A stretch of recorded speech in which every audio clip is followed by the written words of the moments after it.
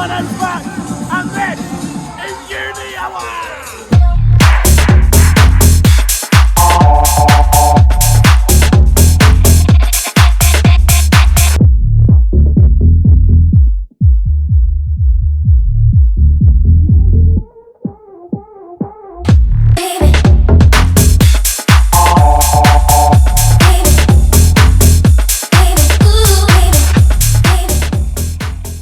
Hello guys, we're here at the Summerball 2022. It's an absolute banger. We're here with the Uni Hour podcast, Jack, Dimo and Max. Here we go, episode 3. So, in this episode, we are having our first ever interviewee, and because it's the first ever interviewee, we're making it special. Here we have pretty much the man behind Summerball, the guy who's behind all of this entire festival. We have special sort of access to ask him any sort of questions we can. So, I feel like the first sort of question, the most interesting question that everyone's gonna ask for. Who do you think? Who's your favourite person that's performed in Summerball? Oh, no, there's a few. And obviously we had a Spider-Man band on earlier, but it's not the Spider-Man band. Probably 2016, second stage, not even main stage, not even headlining. A very young Stormzy. He threw up backstage because he was so nervous about going on stage before he went on. So he's up there. In the early days, back in the 90s, it's probably before you guys were born, there was a band called Dodgy, who were like a Britpop band. Do you remember Britpop in the 90s? And they were really cool. And they had a big song called Staying Out for the Summer. And we booked them to come and play here before that tune kind of came out. And when it came here, it hit number 1 and they were on top of the pops. And they were playing our Summerball, and it was a bit of a moment, and that's pretty special. But every year there's somebody, somewhere, there'll be someone here today that's probably playing behind us right now. In a year's time, we'll look back and go, shit, they were at the Summerball last year, and we all missed it. So I've got another question. What was the initial idea to start Summerball? How did it start? What was the idea? The idea was really simple, and it wasn't just my idea. I went to university in Bath, and we did a party in the field there just for shits and giggles. And I got here, a couple of people said, why don't we put a party on for summer? It's Bournemouth Uni, South Coast, we need a party for summer. Oh yeah, we'll always put a tent up in the field, and there's a farmer's field half a mile away. And that farmer said, yeah, if you give me 500 quid, you can rent my field for a week. Really? So we hired his field, put a tent in it, put one fun fair ride in it, put this awful little bar in it, and a few other bits and bobs. And we just threw a party, and the reaction of people came because it was so out of the ordinary, because it wasn't in a nightclub. Yeah. We're just like, it doesn't matter how crap or simple it is, it was just in a field, it's good times, do it more. And we just kept doing more and more, and we learned how to organise it from that. We weren't festival organisers, we weren't Summerball organisers, we learnt the hard way. And students have been involved in it since day one. You know, we've always had a student crew, it's all student staff, students everywhere running the show, not me. You know, so, and that's important. You wander around a crowd, it's all faces from all the halls of residences. I work on loads of festivals, but nothing's like a Summerball, because just that community thing, I wish I could bottle it and sell it on social media, because it'd be an easy sell. But you can't, you have to be here to experience it. Obviously, you said you've done many festivals before. The Summerball, how long have you been doing this for? The Summerball, this is we did the first one in 1994, and I've done every single one. That's how old I am.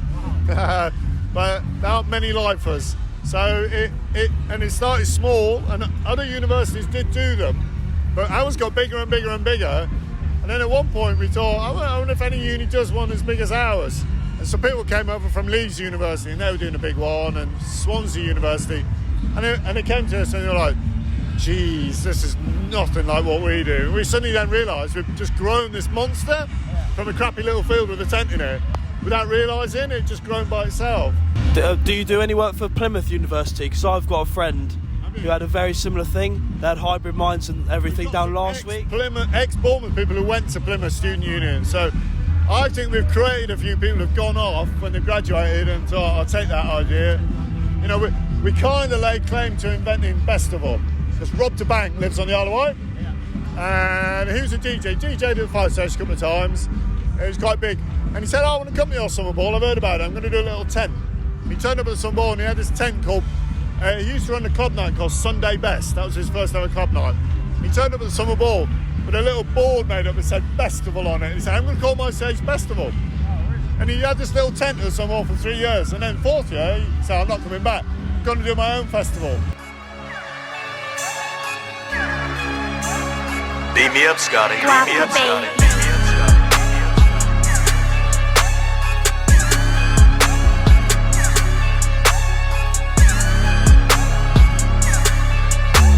Okay, so it's the next part of the podcast. We're going to be interviewing Alex the Lion. Say hi. Yo, what's up, guys?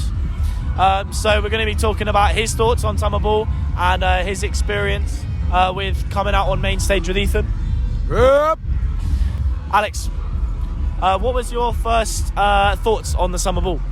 So far, it's been very good. First thoughts when Ethan told me to go up on stage, I couldn't believe it because it's a massive honour to know that I was going on stage, and I just couldn't believe it. It was amazing. What a feeling. What was your first experience with walking onto the stage? How did you feel? Oh, mate, honestly, I was dreading it. Honestly, the feelings, you've got so many emotions. I've got stomach aches, you've got stuff going in your head that's not true. Like, you feel like you're going to mess everything up. But once I've gone to the stage, it was brilliant. It was an amazing feeling. Did a great job. Is this your first festival you've been to? This is my very first festival, yeah. This is the very first, and I'm absolutely loving it at the moment. This is so good, so sick. Right, so hence we're at a festival location. We're going to talk about festivals in general, and no better place to start than with Demo. It's his first festival experience. What do you think?